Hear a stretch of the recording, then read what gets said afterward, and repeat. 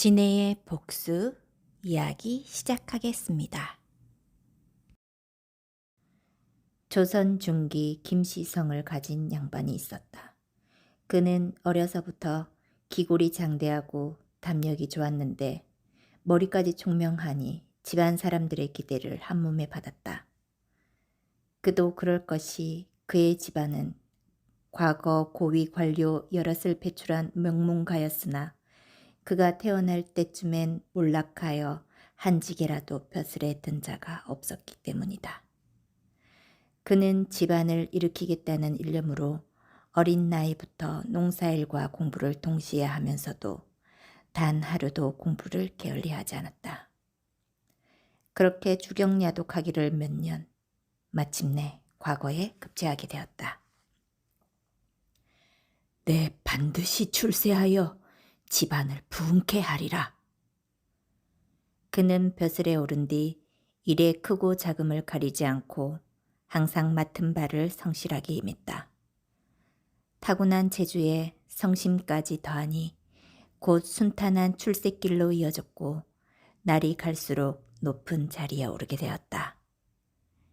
그가 높은 자리에 오를수록 그의 집안도 옛 명성을 점차 되찾아갔고 그렇게 그의 염원은 이루어진 듯 보였다. 하지만 얻은 것이 많아질수록 욕망은 커지는 법. 그의 욕망은 커져만 갔고 얻고 또 얻어도 좀처럼 만족하지 못했다. 그러던 중 전라도 나간 땅에 군수로 부임하게 되었다. 그의 욕심에는 차지 않았으나 작지 않은 고을이니만큼 열심히 일하기로 마음먹었다. 부임한 첫날이 마침 석 달 금음이었는데 그는 아전들을 거느리고 고을 시찰에 나서 고을의 이곳저곳을 돌며 민심을 살피고 있었다. 그런데 오후 5시에서 7시쯤에 이르러 마을 밖에서 기이한 소리가 들려왔다. 여러 명이 불경을 읊는 소리였는데 그 목소리가 귀게 하기 짝이 없었다. 그가 아전을 불러 물었다. 이 소리가 도대체 어디서 나는 것인가? 아전이 아뢰었다. 고을 뒷산 꼭대기에 절이 하나 있는데 그곳의 승려들은 매년 섣달 금음마다 저들끼리 기이한 행사를 하곤 합니다. 오늘도 저 소리가 나는 것을 보니 행사가 막 시작된 모양입니다. 기이한 행사라니 그게 무엇인가? 아전이 잠시 머뭇거리더니 그의 눈치를 살피며 말했다. 소문에 따르면 저 사찰에서는 매년 승려 한 명을 극락에 올려 보낸다고 합니다. 그가 어이없다는 듯 말했다. 죽어서 극락에 간다는 말은 들어봤어도 살아서 극락에 간다는 말은 또 처음 듣는구나. 저들이 저 행사를 한 지는 얼마나 되었는가? 30년 정도 된 것으로 알고 있습니다. 이를 들은 그가 혀를 끌끌 차며 말했다. 고을의 양민들이 저런 허황된 말에 현혹될까 심히 걱정되는구나. 그러고는 잠시 생각하더니 말고삐를 잡으며 말했다.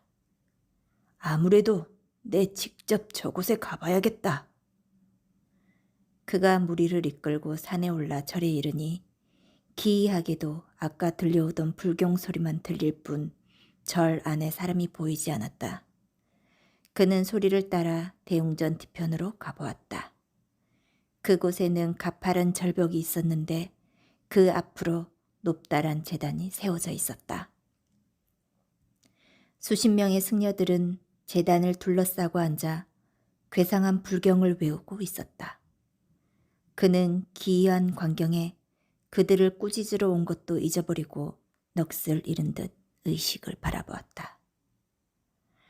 조금 후 몇몇 승려들이 자리에서 일어나더니 검은 장삼을 두른 노승 하나를 안아 올려 제단 위로 올라갔다. 노승은 편안하게 하늘을 응시하고 있었는데 얼굴에 조금의 근심이나 두려움도 보이지 않았다. 어찌나 평온해 보이는지 그 모습이 마치 해탈한 성자와도 같았다.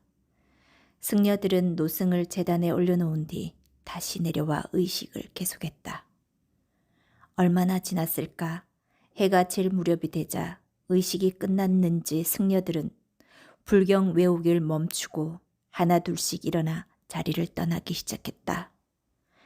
오직 제단 위 노승만이 가만히 앉아 있을 뿐이었다. 그는 막상 의식을 직접 보니 소문이 진짜일 수도 있겠다는 생각이 들어 흩어지는 승려들 중 주지로 보이는 자에게 물었다. 저 노인은 언제 하늘로 올라가느냐? 주지는 그의 차림을 보고 누구인지를 알아봤는지 길게 읍하여 절하고는 가만히 미소를 띠며 말했다. 그 모습은 볼 수도 없고 보려 해서도 안 됩니다. 분수 넘치는 행동은 하늘의 노여움을 살 뿐입니다. 주지는 그렇게 대답하고는 다른 승려들과 함께 절 안으로 들어가 버렸다. 그때 아전이 말했다. 나으리, 날이 곧 저무니 그만 돌아가시지요. 저들끼리 숨어 하는 헛된 행사이니 양민들에게는 해를 끼치는 일은 없을 것입니다.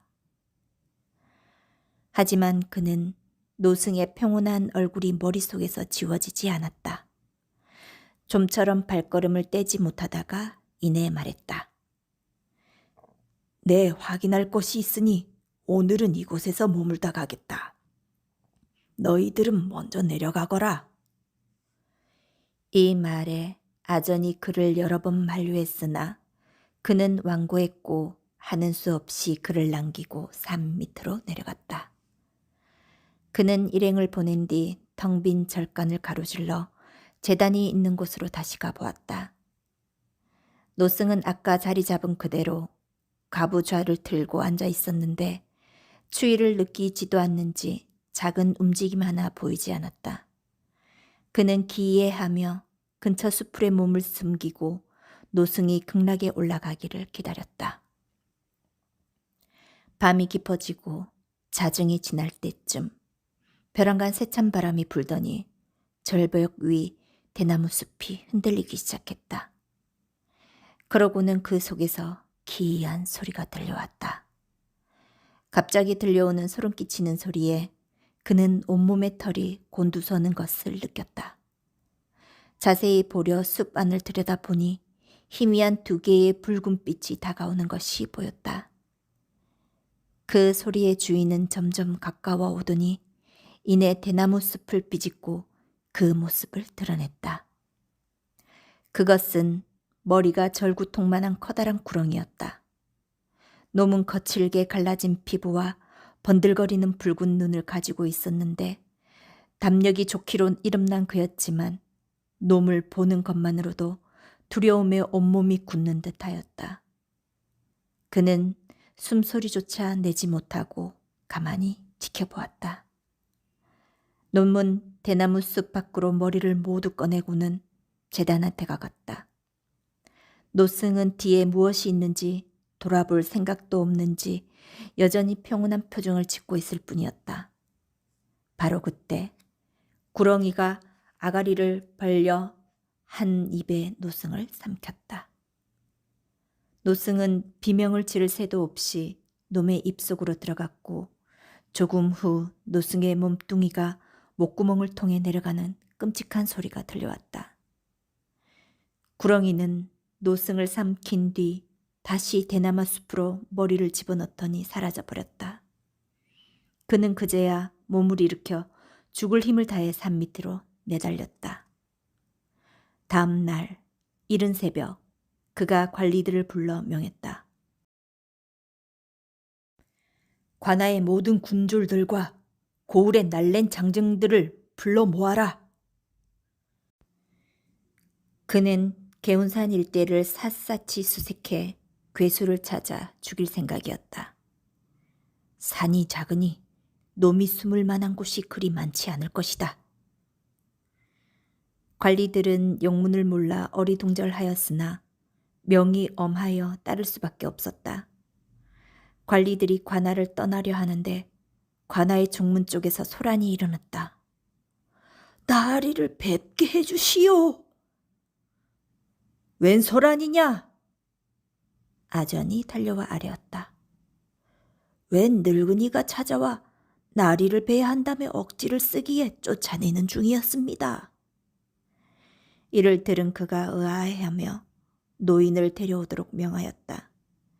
그는 거짓 차림을 한 노인이었는데 푸른빛을 띠는 기이한 눈동자를 가지고 있었다.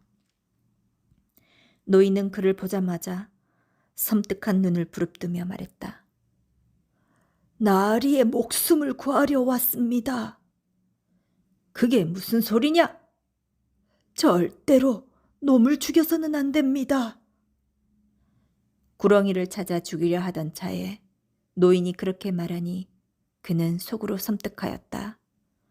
하지만 이내 아무렇지도 않은 듯 노인을 꾸짖었다. 이 미친 늙은이가 아침부터 망령된 소리를 짓거리는구나. 여봐라, 당장 이놈을 옥에 가두거라.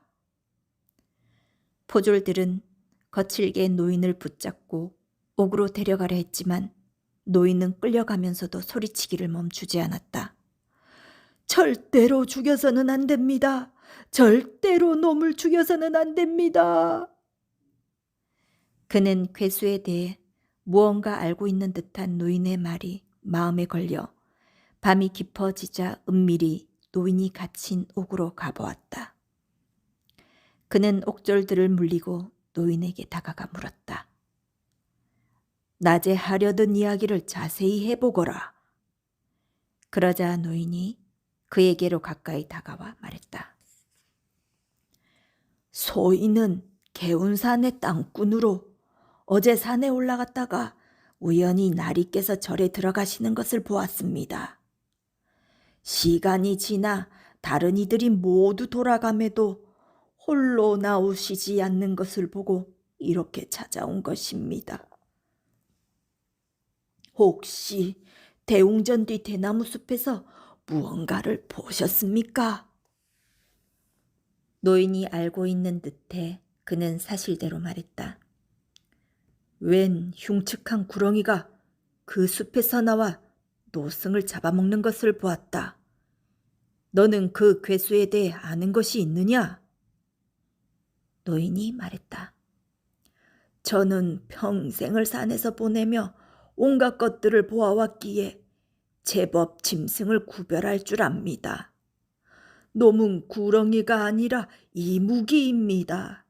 나으리, 절대 놈을 죽여서는 안 됩니다. 놈이 산에서 내려오기라도 하는 날엔 고울이 쑥대밭으로 변할 것이 뻔한데 구렁이든 이무기든 뭐가 중요하다는 것이냐? 그러자 노인이 크게 한숨을 쉬며 말했다. 놈이 중들을 해야 한 것은 용이 되기 전 악한 자 100명을 잡아먹어야 하기 때문입니다. 그 이상의 해는 끼칠 일은 없을 것이니 고울에 내려올 일은 없을 겁니다. 이에 그가 꾸짖으며 말했다. 중들의 허물이라 해봐야 욕망에 못 이겨 헛된 말을 믿은 어리석은 밀뿐인데 어찌 죽도록 내버려 둔단 말이냐.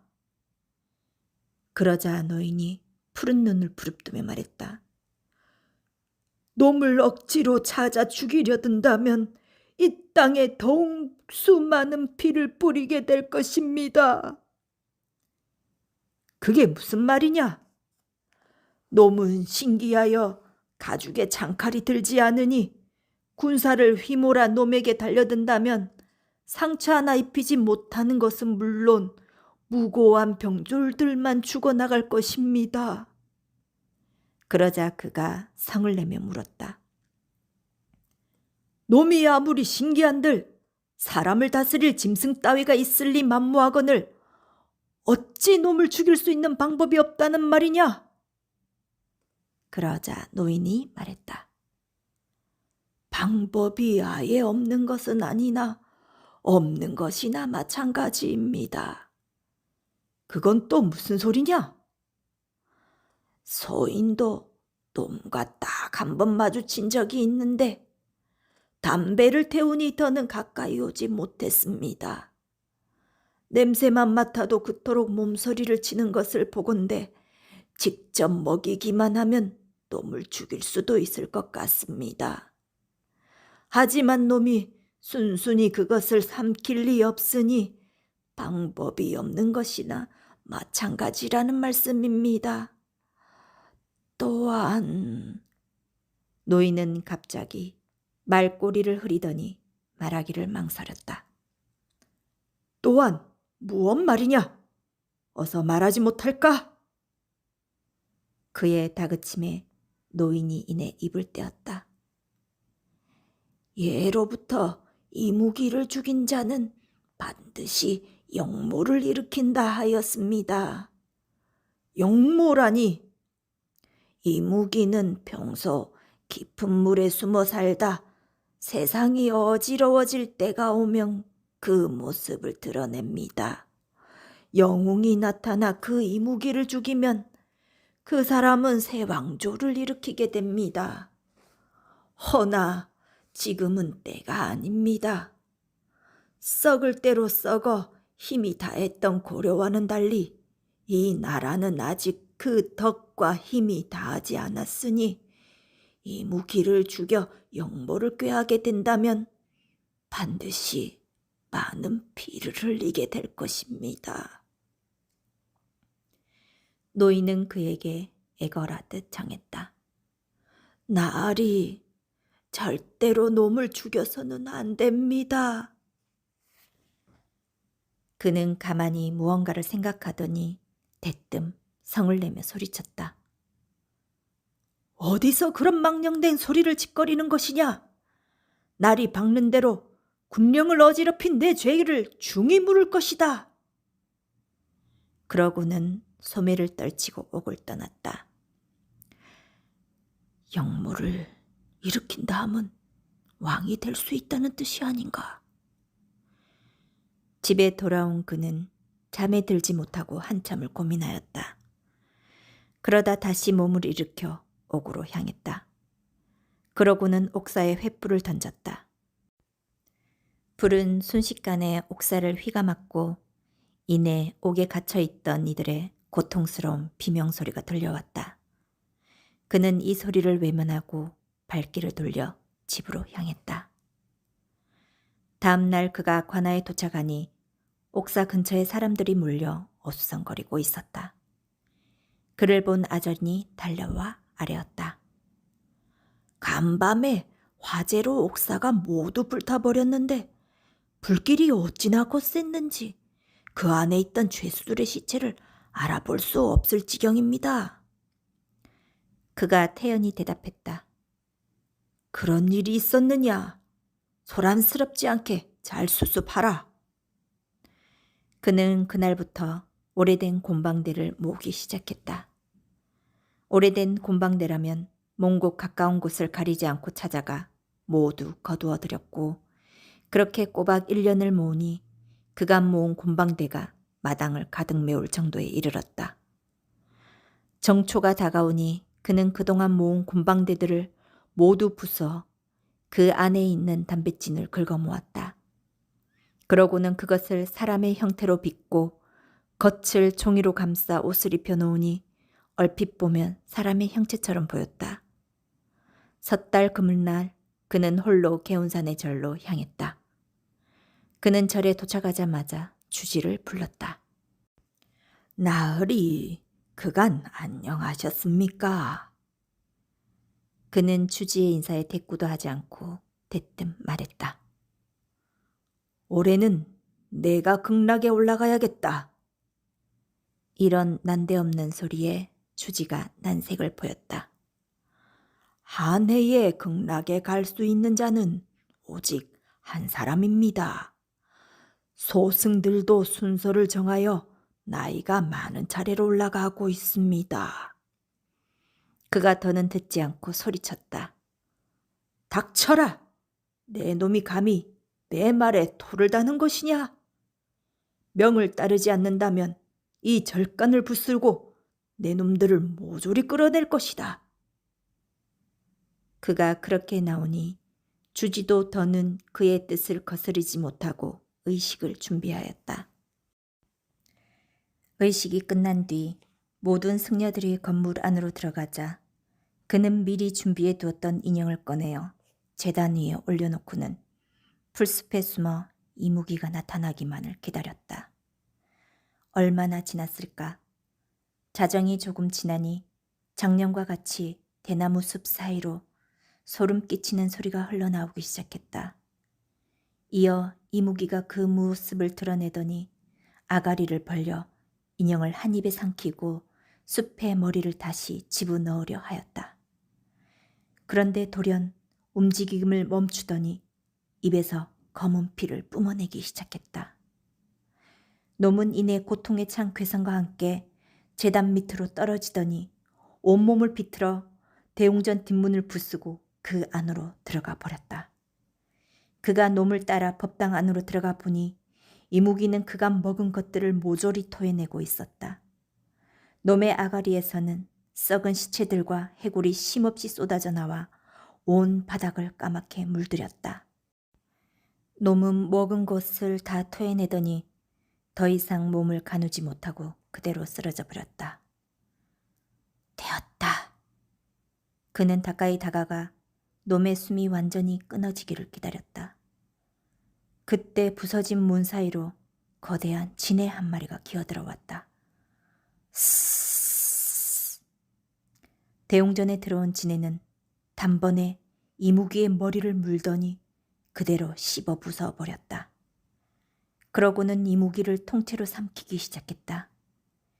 계획이 틀어진 것도 틀어진 것이지만 또 다른 끔찍한 괴수가 눈앞에 나타나니 그는 두려움에 몸이 굳어 손끝 하나 움직일 수 없었다. 어쩔 줄 몰라 하며 진해의 움직임을 살피고 있는데 진해가 고개를 돌려 그를 바라보았다. 그런데 진해는 어디서 본 듯한 푸른 눈을 가지고 있었다. 흐흐흐흐, 잘해 주었구나. 그제야 모든 것이 이해가 된 그가 진해를 보며 소리쳤다. 너는 지난해 나를 찾아온 늙은이로구나. 잘도 나를 속였겠다. 진해가 한참을 웃더니 말했다. 이 땅에는 천년에 한 번 오직 하나의 이무기만이 용이 되어 승천할 수 있다. 놈이 강하여 나 홀로 대항할 수 없으니 어쩔 수 없지 않느냐. 그는 허망하여 하늘이 무너진 듯했다. 그때 진해가 말했다. 너무 아쉬워는 말거라. 내 덕에 이무기를 삼키고 몇백 년을 벌었으니 마땅히 너에게 보답을 할 것이다. 그가 물었다. 무슨 보답을 해줄 수 있다는 말이냐? 지난해 내가 말한 것 중 아직 때가 아니라는 것은 사실이었다. 너를 왕으로 만들어주지는 못해도 너의 자손을 왕으로 세워 집안을 왕가로 만들어줄 수 있다. 내일 자정 내 아비의 관을 짊어지고 대나무 숲으로 오너라. 진해는 그렇게 말하더니 대웅전 밖으로 사라져버렸다. 아버님의 관을? 그때 이무기의 포효하는 소리에 잠에서 깼는지 승려들이 하나둘 횃불을 들고 대웅전으로 몰려왔다. 그들은 대웅전 바닥에 낭자한 핏자국과 시체들을 보고는 놀라 물었다. 나으리, 이것들이 다 무엇입니까? 그는 잠시 생각하다 이내 그들을 꾸짖었다. 이 어리석은 놈들아, 그토록 가고자 하는 곳이 고작 산짐승의 아가리였더냐? 그게 무슨 말씀이신지요? 밤새 제단에 앉아있으니 커다란 산짐승이 달려들어와 나를 한 입에 삼키려 들었다. 너희가 매년 제단에 올린 중들은 극락에 간 것이 아니라 요망한 짐승에게 잡아먹힌 것이다. 내 오늘 밤 놈을 죽이지 않았더라면 너희는 차례로 놈의 먹이가 되었을 것이다. 그러고는 승려의 손에 들린 횃불을 빼앗아 대웅전 바닥에 던져버렸다.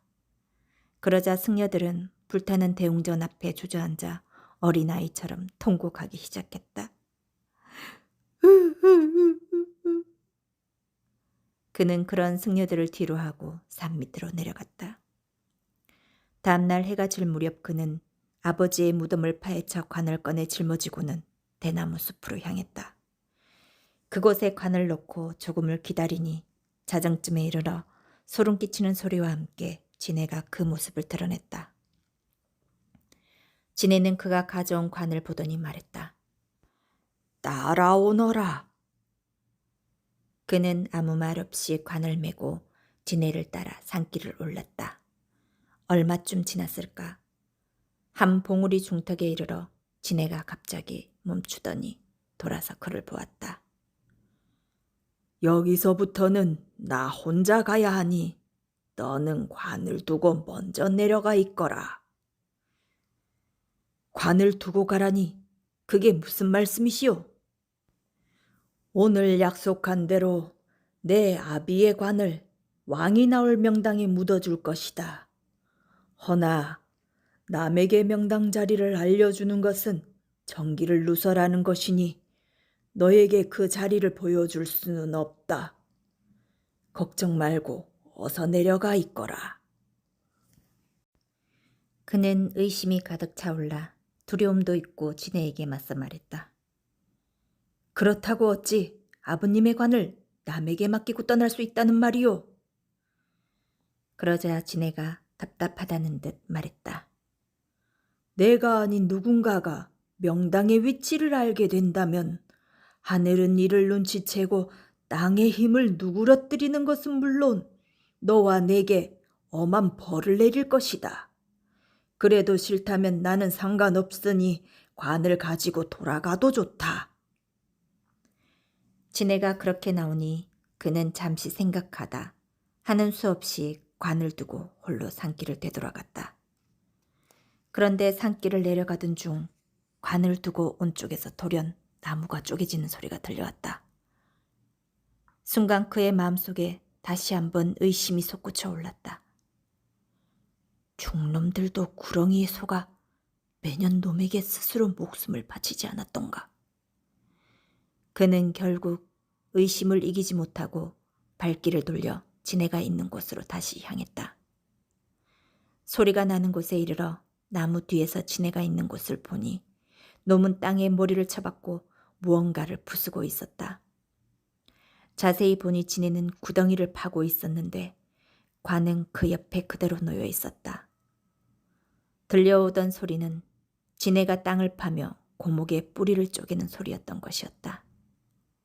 하지만 완전히 의심을 거둘 수 없어 계속해서 진해를 지켜보았다. 진해는 땅을 다 파더니 그곳에 관을 가지런히 내려놓고 흙으로 구덩이를 덮기 시작했다. 그제야 진해의 말이 거짓이 아님을 알고 서둘러 대나무 숲으로 내려갔다. 조금 뒤 진해가 모습을 드러냈다.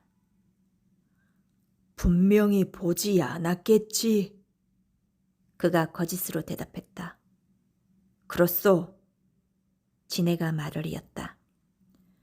명당은 내 손자대에 발목하여 집안을 크게 일으킬 것이다. 그러고는 숲으로 돌아가려다 문득 무언가가 생각났는지 한 가지를 덧붙였다. 아, 내가 해줄 간단한 일이 남아있다. 그게 무엇이오?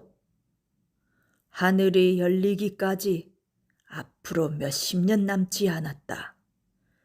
때가 되면 나는 다시 이 근방에 나타나 악한 자들이 끊이질 않는 곳에 자리를 잡고 그들을 취할 것이다. 그때쯤이면 너는 이미 높은 자리에 올라 있을 테니 이를 소란스럽지 않게 잘 덮어주었으면 하는구나. 내가 내 아비의 관을 명당에 묻은 것이 쉬웠듯 파내는 것 또한 어렵지 않으니 허튼 생각은 하지 않는 편이 좋을 것이다. 그가 대답했다. 알겠소. 내 마땅히 그리하리다. 그러자 지네는 만족스럽다는 듯 웃으며 숲속으로 사라져버렸다. 괜한 의심으로 명당의 힘을 더럽혔을까 걱정이로다. 그는 그날 후로 거짓말처럼 출세길에 올라 승승장구하기 시작했다. 모든 일은 순탄하게 풀렸고 집안에도 경사가 이어져 몇 해 뒤에는 총명한 아들을 얻기도 하였다. 하지만 그는 그토록 원하던 출세를 하는 중에도 지난날 지네의 말을 어기고 명당을 본 것이 못내 꺼림직하였다. 그 불안함은 자리가 높아질수록 더해져 나중에는 매일 밤 자리를 빼앗기고 집안이 몰락하는 악몽에 시달리게 되었다. 이에 개운산을 샅샅이 뒤져 지네의 흔적을 찾으려고도 해보았으나 모두 소용없는 짓이었다. 그렇게 30년이 지나고 그도 나이가 들어 벼슬에서 내려와 집에서 머물게 되었다. 그러던 어느 날 괴상한 소문이 들려왔다. 옆 골원님이 또 사라졌다네. 글쎄 그러게 말을세. 이게 벌써 몇 명째인가? 이를 들은 그는 사람을 시켜 자세히 알아보도록 하였다. 얼마 후 내용을 들어보니 몇 년 전부터 옆 고을에서는 섣달 금운마다 원님이 홀연히 사라지는데 괴수가 나타나 잡아간다는 소문이 돌아 아무도 그 자리를 맡으려 하지 않는다는 것이었다. 때가 되면 나는 다시 이 근방에 나타나 악한 자들이 끊이지 않는 곳에 자리를 잡고 그들을 취할 것이다. 놈이 돌아왔구나. 그는 급히 아들을 불러일렀다. 내가 옆 고을의 원을 맡겠다 하거라. 아들이 의아해하며 물었다. 그곳은 매년 괴수가 나타난다는 소문이 있는 곳이 아닙니까? 이는 소문이 아니라 사실일 것이다. 놈은 석 달 금음에 나타나는 괴수로 내 오래전 놈을 본 적이 있다.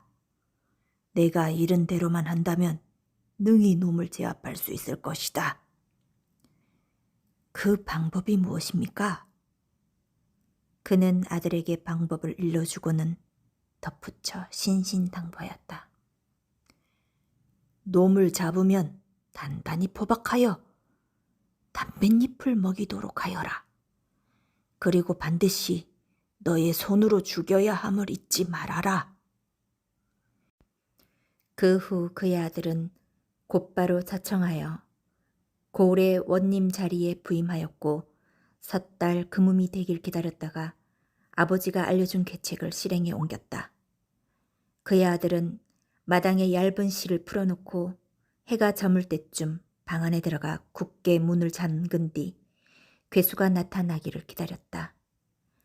밤이 깊어 자증에 이르니 문 밖에서 소름 끼치는 숨소리가 들려왔다.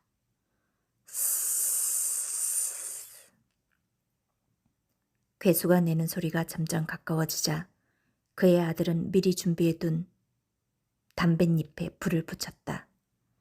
그러자 담뱃잎 냄새를 맡아서인지 괴수는 감히 더 이상 다가오지 못하고 마당에서 이리저리 움직이기만 하였다.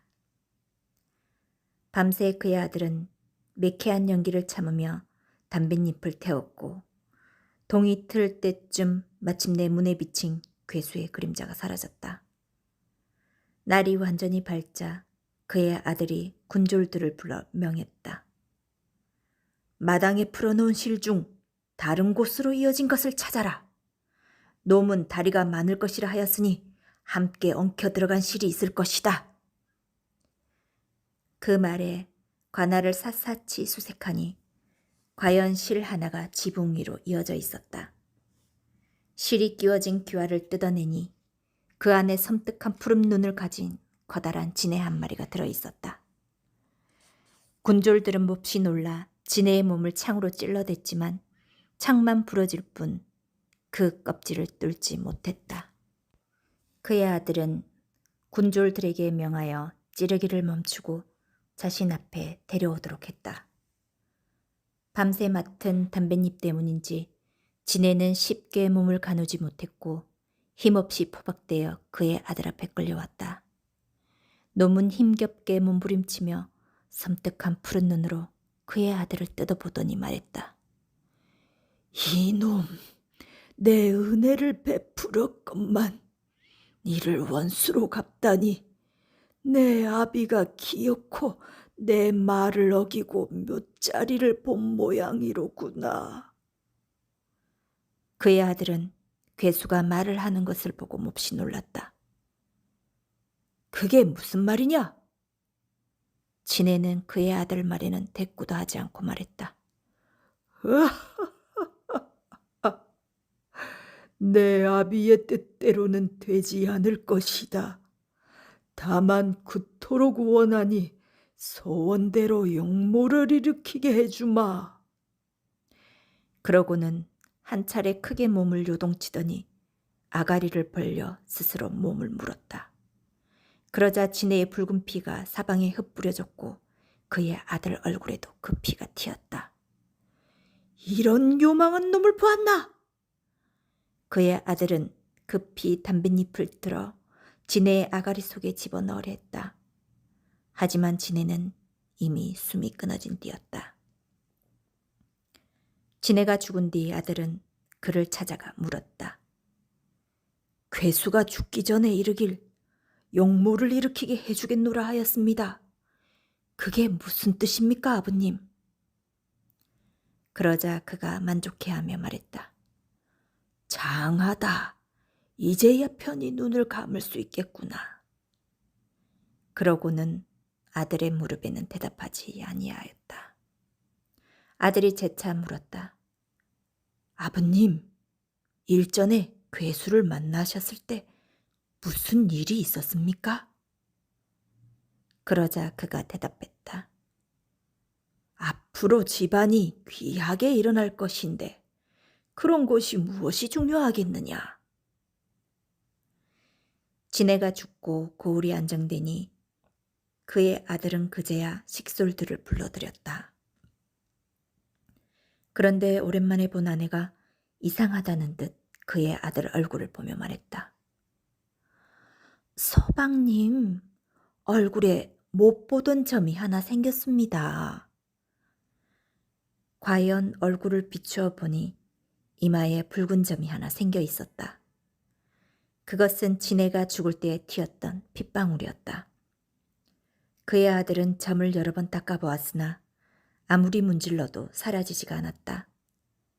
그는 몹시 불안하였으나 시간이 흘러도 별다른 일은 일어나지 않았고 진해가 다시 나타났다는 소문도 없어 점차 잊고 살아가게 되었다. 그러다 그의 며느리가 아이를 갖게 되었는데 어느새인가 보니 아들의 얼굴점도 사라지고 없었다. 아들은 기뻐하며 자신의 아이가 태어나자 스스로 점이 사라지며 생긴 아이란 이름을 지으니 바로 김자점이었다. 영모를 일으키게 해주겠다는 진해의 말대로 김자점은 인조 반정의 공신으로 광해군을 몰아내는 데 앞장섰고 효종 때는 북벌 계획을 청에 밀고 하여 조선을 위기에 빠뜨렸으며 이후에는 결국 아들 손자와 함께 용모를 일으키려다 사지가 찢기고 목이 잘리는 형벌을 받게 되었다.